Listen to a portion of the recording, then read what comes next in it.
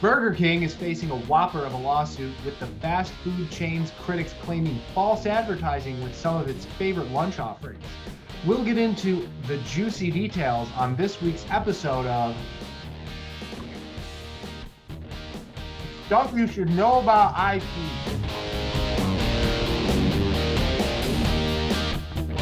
Stuff You Should Know About IP is the only charcoal grilled podcast about intellectual property on the menu.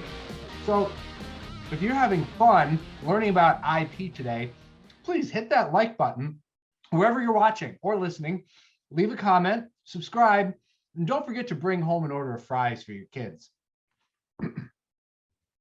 Today's episode of Stuff You Should Know About IP is brought to you by the Trademark Lawyer magazine.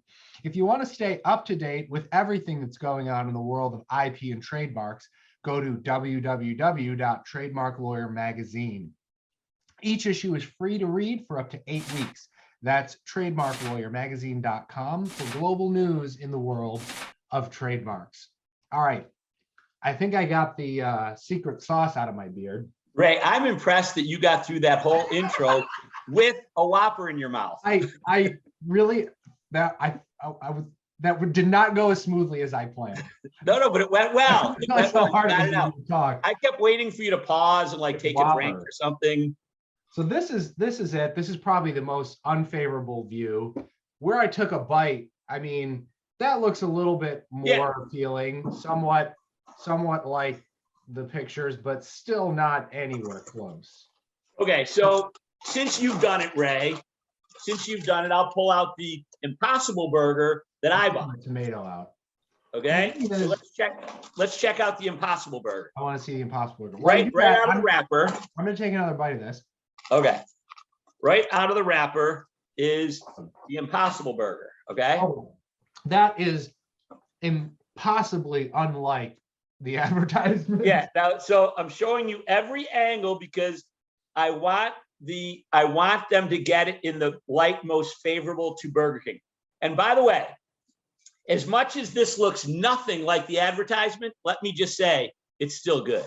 It's still good. I mean, the Whopper is a fantastic sandwich, but it doesn't look anything like the ad. So basically what's happening is there is a lawsuit. A few plaintiffs got together. They're suing Burger King for false advertising, essentially, because of what everybody pretty much already knows, and that is the thing on the picture doesn't look anything like the thing you actually buy and are eating. So they're suing. That's really where we are right now. You could do that. Yeah, I know. Shit. Actually, I wish I could have brought an action decades ago. So the action is taking place. Coincidentally, our firm is litigating a case right now for patent infringement in the Southern District of Florida, and this case is taking place in the Southern District of Florida. So maybe I will see these plaintiffs and defendants during one of my hearings down at the Southern District in Fort Lauderdale. So anyway, a bunch of plaintiffs are suing Burger King, and without getting into the gory details of the complaint, although I'm sure you're going to want to show a few pictures, edit some in, but without getting into all the gory details, they're essentially saying that the burgers are approximately 35% larger in the advertisement than in real life, and they contain more than double the meat. Now, why is this a problem? Well, let me just read the language from the complaint. Let me just scroll down to it. Bear with me one moment. Okay, so what they're saying is, here are 4 or 5 paragraphs from the complaint. Burger King's advertisements for its burger and menu items are unfair and financially damaging consumers as they are receiving food that is much lower in value than what was promised. Burger King actions are especially concerning now that inflation, food and meat prices are very high, and many consumers, especially lower income consumers, are struggling financially. Burger King's promise to consumers of a large portion of food with their purchase are also causing consumers to come or order from Burger King and make purchases they would not have otherwise made. And they're unfairly competing with burger chains that more fairly advertise the size of their burger and menu items. So their promises of large portions of food to steer consumers to Burger King for their meals and away from competitors, they're unfairly diverting millions of dollars in sales that would have gone to competitors. And then they go on and give all these examples, but one was a comparison between Burger King and Wendy's. So essentially, they're saying it's unfair to consumers and it's unfair to competitors in this particular lawsuit. Wait, by the way, the final thing I'll mention, which I find kind of funny, is that they then list in the complaint each of the allegations of the individual plaintiffs. So there's this guy in Florida named Walter Coleman, and he's one member of this class action. And at the end, it says, if Mr. Coleman knew that said burgers were much smaller than advertised, he would not have purchased the burgers. Then there's somebody named Marco Di Leonardo in New York State. If Mr. Leonardo knew that the burgers were smaller than advertised, he would not have bought the burgers. Then a Mr. Matthew Fox says the same thing. And then a Madeline Salzman from New York says the same thing. And what I just find kind of funny is, seriously, you didn't know when you bought this that it wasn't going to look like what's in the picture. Really? I mean, look, I'm going to admit something live on air here to our millions of fans. Okay. I have had Burger King before today. I know I don't look like the type to go to fast food restaurants. Yeah, I thought you were only eating celery and carrots, Ray. But I have been to Burger King before, and I think many people have been to Burger King before, and I think most people know that the burgers don't look like the ones in the pictures. I mean, this is just common sense. It's common knowledge. People know the burger you get is not the burger in the picture, and people keep going back. Yeah, because it tastes good. It tastes good. And also, here's the other thing that kills me about the portions of food and how it's impacting people financially who are going expecting larger portions of food. I mean, have you ever ordered a Whopper and fries and afterward felt like you didn't get enough food? I finish a Whopper and fries and it's hard for me to get out of my chair. This is so full. And so when I was a kid, the Coke was up to the brown line. This the rest was bigger. ice? It's as big as my head. Oh, yeah. The portions are huge. Now, having said that, it's not appropriate, I don't think, to advertise these fantastic looking burgers when you end up with this. Okay? I mean, if you could, when you edit this, put a side by side with this. Here's a photo. This is from the complaint. Okay, yeah. So you can see the. Am I sharing the right screen here? Yeah, that's the actual Whopper. And by the way, this is the picture in the complaint looks nicer than the one that I bought. Oh yeah. No, I'm not talking about this Whopper. I'm not talking about the ad. I'm talking about the actual Whopper, the bad one in the complaint. Yeah, this looks better than both of them. Okay. This is not. By the way, check this out.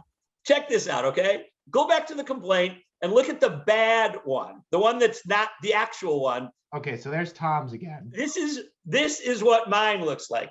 And you saw me unwrap it, okay? So look at this. Come on. I would gladly take the actual Whopper from the complaint, and it's better than the one I just bought. And Ray, can you put up the picture that I took? Yeah. So while I was in line a half hour ago, I took a picture of the actual screen so that you could see the comparison of the actual Impossible Whopper versus this. Okay? I mean, and I'm trying to give it the best view possible. And let me say, I can't emphasize this enough. I love the Whopper. So I still will eat these Whoppers, and I still think it's worth it because it's a great sandwich. But come on, dude. Okay? Give us something that's a little closer to what it actually looks like. Hey, so it got me thinking as I'm watching this about that one Star Trek episode. So I don't know if you want to play that clip or if I do. Let's just watch the clip and then we can talk about it. Okay, you guys. All right. I'm appearing before you as a neutral representative of the Fabonan Republic. Bring you a message of goodwill and present to you, esteemed members of the Tanaxi delegation, a gift from the Fabonan High Council with the highest regard. What's wrong with it? Excuse me? Why don't they want it anymore? Well, this was once a piece of an ancient weapon, and now they offer it as a symbol of peace. In the Fabonan culture, to surrender a weapon is an offer of truth. How did they come by it? They told me they acquired it a long time ago. So they stole it then? No, well, You don't know the Fabonans, like we do. yeah, that's very true. Your Excellency, this gift. They're proud of untrustworthy thieves who want to see us murdered in our own beds. This beloved artifact is a symbol of trust and peace. They want to chop us into pieces and roast us over a fire. I don't think that's And true. eat us. What?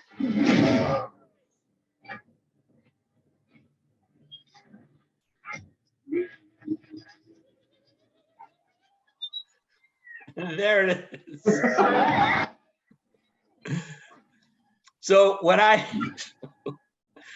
saw the ads, I thought of this clip because when you sent this to me, the first like minute, I'm thinking, okay, what is Tom trying to say here? I'm expecting like a burger to fly out from one of those portals on the side, and then when you see how tiny the little whatever that thing is, I'm like, oh, okay, I get where he's going with this. Yeah, so this, by the way, is not unique to Burger King, okay? A few years ago, I think back in 2013, somebody posted something on social media about the Subway foot-long sandwich, okay? And he measured it, and it was only 11 inches. So a class action was brought against Subway for that inch, okay? Because they were only 11 inches instead of 12. Right. And ultimately, it was a kind of an interesting result. The appeal, somehow it got to the appellate division, right? The judge tossed the case and basically said that the lawyers were scam artists. Because at the end of it all, the settlement that they came to was there was like 10 plaintiffs, they each got $500. The lawyers got $520,000. That was yeah, exactly. So the judge went crazy, and I don't mean she went crazy, she was just very angry. And she said, this is a scam. This is just about the plaintiff's lawyers getting some benefit and the people not getting anything because they ended up with $500 each, right? How does that happen? I tried to like trace through it, but I was racing to Burger King to get the sandwich for the podcast, and I didn't want to get into an accident. But anyway, but these things happen, like where because here's the fact, they are advertised terribly.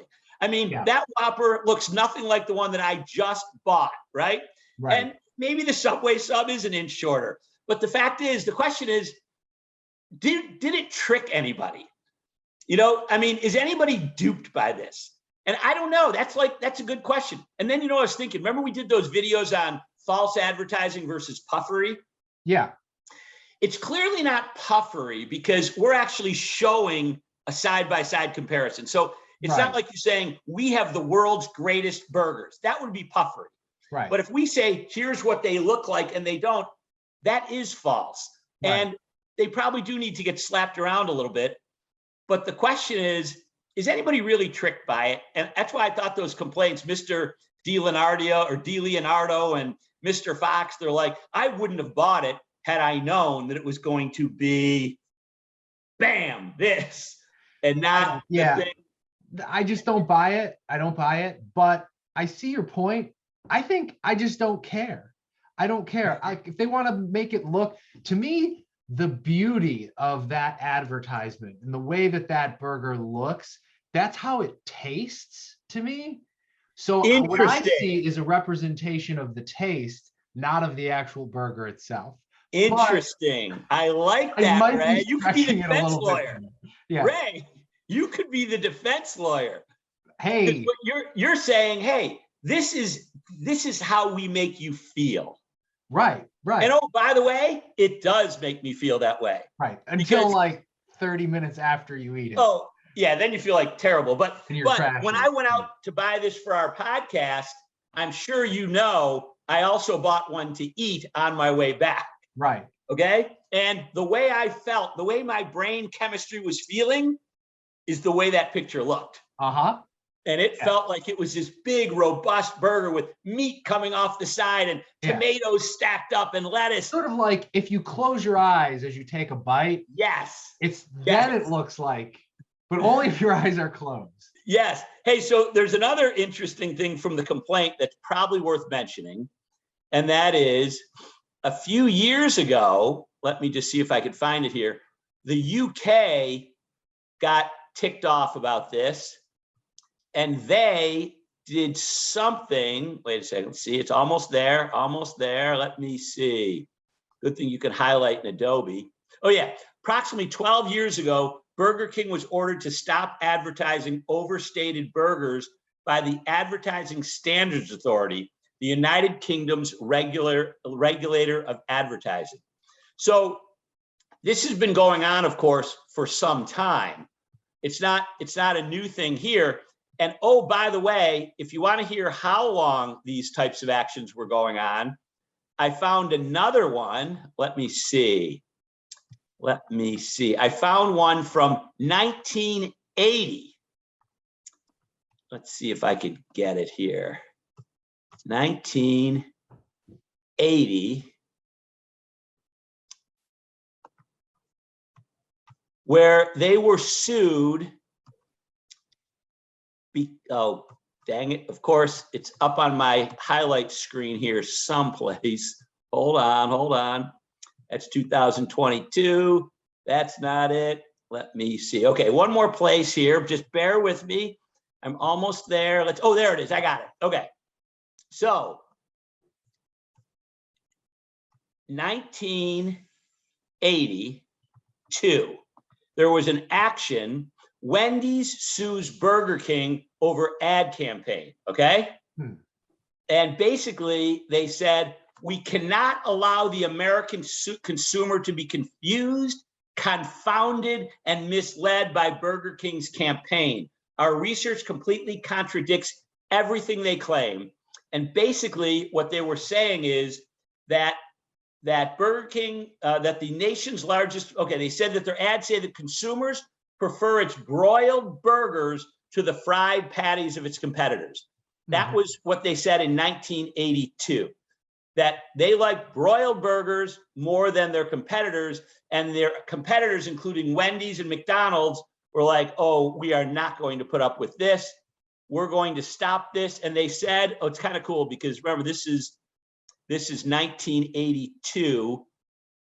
They wanted an injunction because they said if the ads continue on TV, remember a thing called TV, Ray? You might be too young for that. Yeah, it was those big boxes and they had yes, it was pre-Netflix. There was a thing called TV. Yeah. And my grandpa called it the boob tube. Yeah, exactly. And there were commercials on this thing. So on TV, they said if the ads continue, an estimated 90% of all American consumers will have seen the ads within 8 weeks. Okay. That was the power of TV at one time. But so the thing is, these false advertising campaigns have been going on lawsuits have been going on for a long time.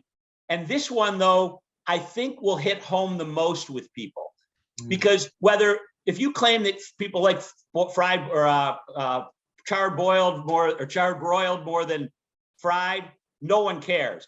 No one even gets it. But if you show them an ad for a Whopper, then you show them this, people get it. It's just so obvious and visible. There was that movie with Michael Douglas in 1993. Don't show the clip because it's a little stressful.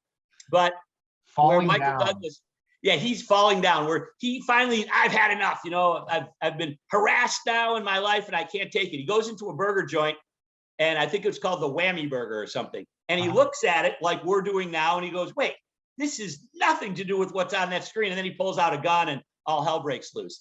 Yeah. But it's kind of like what frustrated people get to. It's like, this is what I'm getting, really? Yeah. And it's kind of hard for people to get to the Ray point of view, which is, well, it's not what it actually looks like. It's how you feel when you eat it, right? Yeah. Like that might take a little bit of weed, maybe a little cannabis mixed into it. The thing that's so much worse about it today is that it's not cheap to go to Burger King anymore or McDonald's. Right. If you go with just one other person, you're gonna spend. You get 2 meals, you're over $20.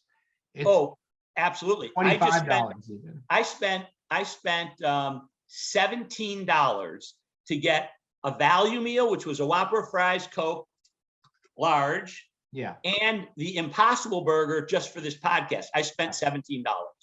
Now, I will say that I don't expect the burger to look like the picture, right? I said that already. But what is disappointing is the portion of fries that they give you.